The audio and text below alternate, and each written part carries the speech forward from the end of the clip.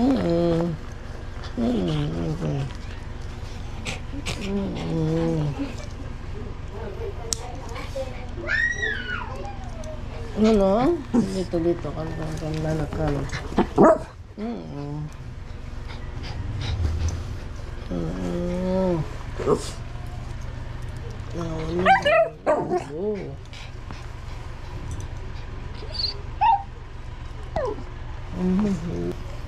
Pupupo ha. Kailangan pupupo ha. Oh, wait lang. Walang laman no. Kaya kailangan natin nilabas kasi si IC hindi siya naihi hanggat hindi siya nilalabas.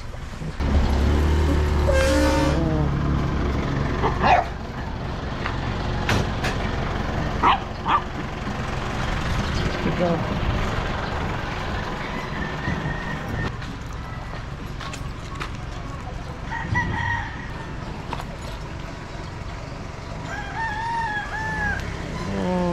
Dito.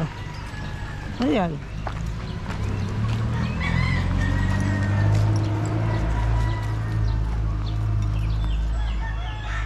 Magandang tanghali mga kawaray. Ay. So lumabas tayo. May binili tayo sa labas. Yung binili natin ganito. So ito yung luma. Ayan yung luma. Ayan yung luma. Ito yung bago. Kaya kung bakit bumili tayo nito. Kasi ito para sa headlight natin to. So kapag ibinababa natin siya inoon, bumabalik siya. Ayan o, mapapansin ninyo. Nabalik siya, nabalik. So ang nangyayari, hindi natin nagagamit yung headlight natin sa gabi. Kaya bumili tayo ng bago. Kasi ito, pag bibinaba mo, ayan on, naka-stack siyang ganyan. So babalik mo siya para mag-off. Ito wala, ayaw. On mo, babalik. So bumabalik. Kaya bumili tayo ng ganito. So salamat na lang din kay Jemer kasi Jemer Ortega kasi tinuruan niya tayo para dito. Kasi sa totoo lang hindi ko rin alam kung ano ang gagawin dito. So ayan, binaklas natin para mapalitan natin, madala natin to sa auto shop at makabili tayo ng bago.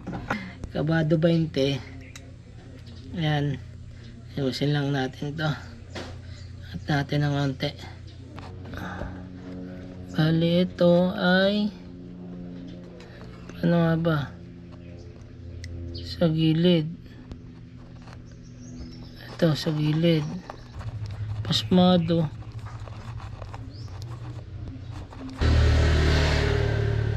Tapos yung isa kasi nakita ko dito siya, itong itim yan na nasa gitna. Nilagyan ko ng palatandaan kasi sabi ko baka mamaya hindi makalimutan ko, makakalimutin ako, mamaya ka ako kung saan ko may kabit.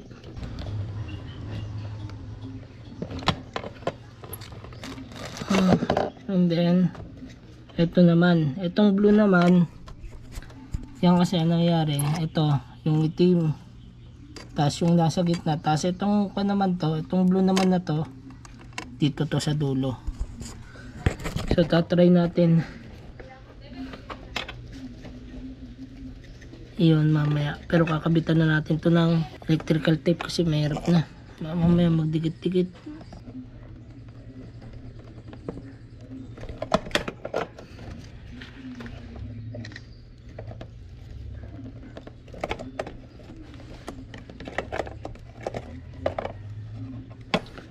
Okay, electrical tape natin.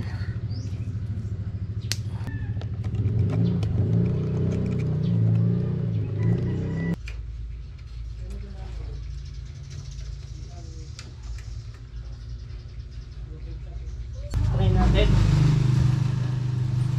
Amen.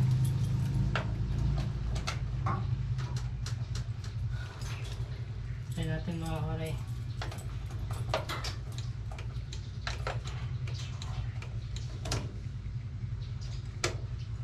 Yun! Gumana na! Ayun! May ilaw na. May ilaw na tayo mga kawaray. Nice one. Off. Pag inano siya, ay, may ilaw na.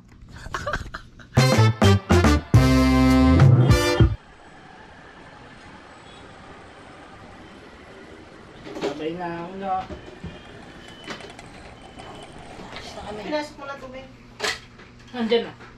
Nak! Ang ayos yun.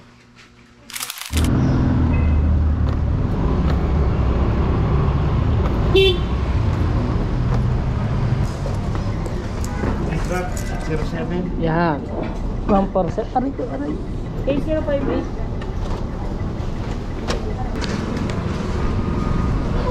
Wala pala akong internet. Ayop. Lakas. May booking pa yan.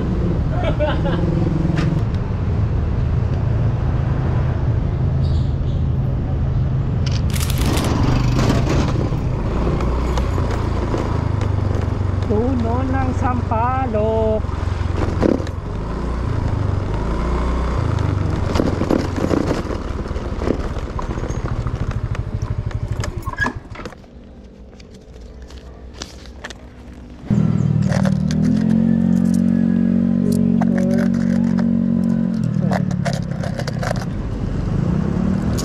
Pesos. Tara.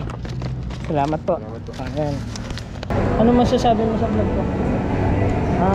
Shoutout kay Kawaray. Charot. Charot. Charot eh. Yes, yes. Masasabi sa vlog ay ayos, quality ang vlog ni Idol. Tanong na ka-live yan. Quality. Siguro hindi pa lang ganun ka-healthy ang ano, pero ako na nagsasabi bilang isa sa mga sikat dito sa buong Batangas na vlogger, pag nag-boom ang page ni Tropa, baka mas gumaling pa siya sa akin. Kaya tuloy lang, huwag ka masyadong maingit sa akin.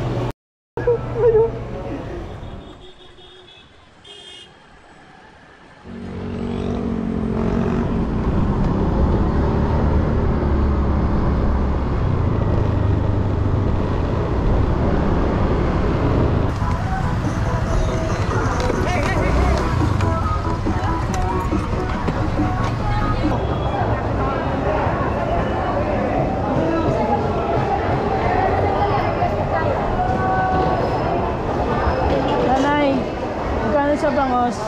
Kwenta kay Luto, wala kay sa kulang. 220. Kaya pinutol kayo pa, dadalwa naman kami kwenta. Ay po, pinutol. Ano na rin takaran? Dalawa. Hindi. Ano yan? 3 parts lang. Magkano yan?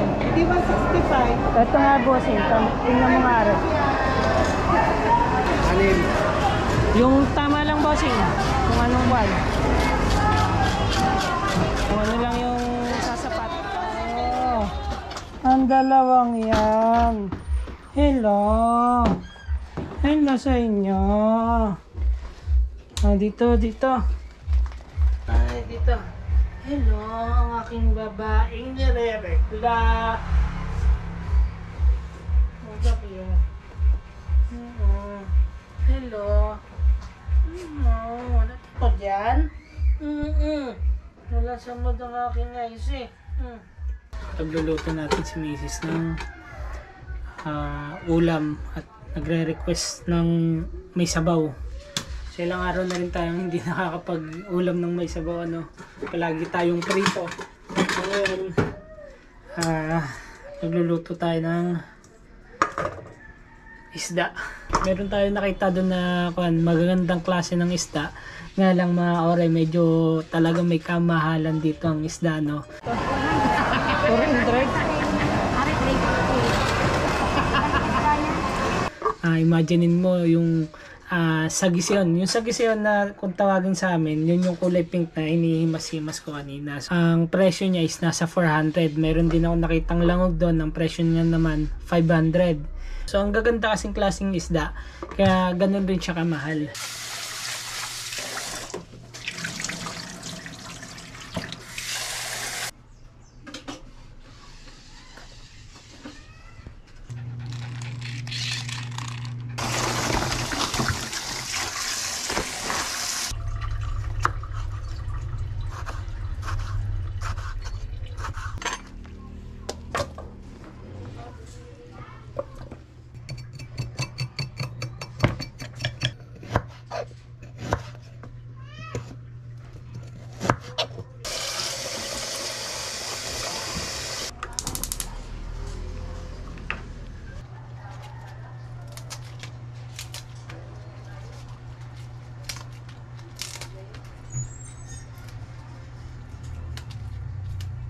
palang gabi na sinundo ko si Feli sa trabaho niya, namatayan kami sa gitna mga kawaray. So sa lawas, kung taga Batangas City ka, manggagaling ka dito sa may Walter Mart, galing kang diversion.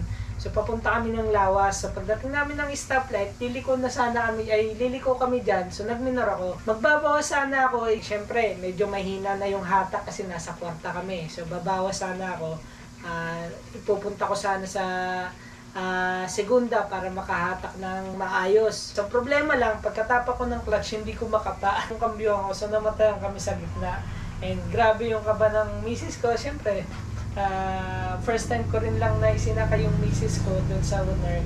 And ganun yung nangyari. Pero wala naman nangyaring masama mga kawaray. Kasi nagkataong gabi, and syempre walang sasakyan na. Pero ako siguro, kung halimbawa nangyari yon na natigilan kami, namatayan kami ng makina doon sa gitna ng kalsada, tapos maraming sasakyan, maraming nakasunod. So hindi ko lang alam kung ano yung pwedeng mangyari, baka mataranta tayo mga kawaray, pero kahit pa paano naman mga kawaray, naging maayos naman, nakarating naman kami ng maayos at ligtas dito.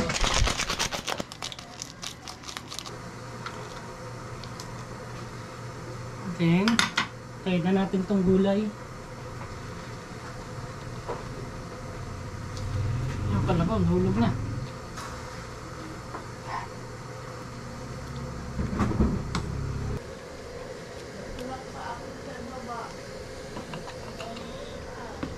Ayan. Tapos din.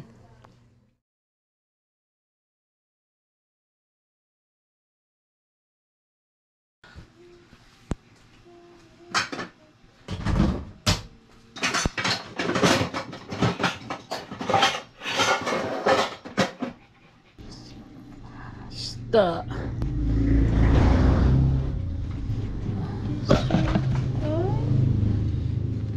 Tagal pa ulit. Ayan. Kasi ito.